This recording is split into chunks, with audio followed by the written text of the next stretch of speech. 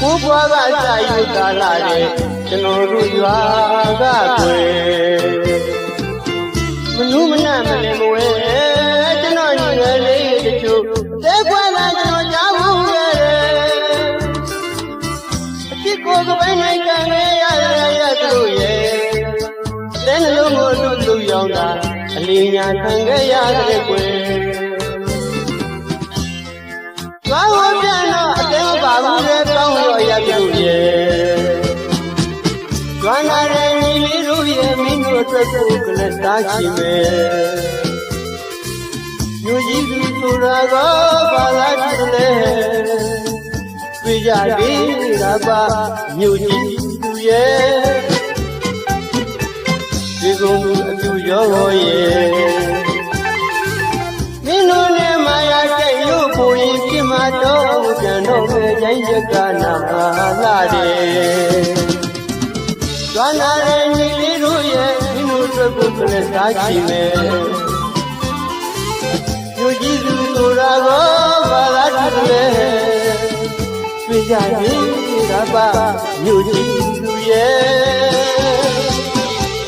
ဒီကုန်းအတူရောရဲ့မင်းတို့နဲ့မာယာကျိတ်လို့ပုံရင်ပြမတော့ပြန်တော့မယ်ကျိုင်းရကနာလာတယ်ဒီကုန်းမြို့မှာတလိုက်ကြပြီကောကျွန်တော်တော့ကကိုလေကျွန်တော်တော့ကကိုလေကရဝေသွားတော့တယောက်သမရယုံမှာတယောက်အင်းအားလိမ့်မှာတယောက်ဒီကုန်းဘူးရင်တယောက်ဟောတယောက်တွေ့ဖြစ်လိုက်တယ်မြို့ရှိကုန်ကြီးလေမင်းတို့ရာပြီဆက်လက်ပြီးသိညီလေးတို့ရဲ့ဒီကုန်းလူတွေညာမြတွားရီွယ်တခုတော့ရှိတယ်တခုတော့ရှိတယ်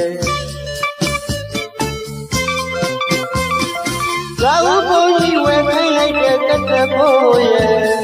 ကျမ်းမမရဲ့ဣချံမိုးရဲ့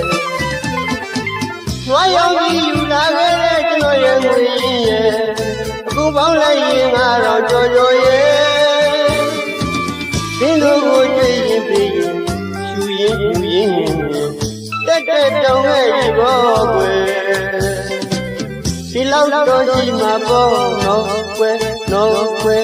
ဒီလောက်တော့ရှိမှာပေါ့နော်ကွယ်ဒီကုန်းသူတွေအညာမီသွားတာ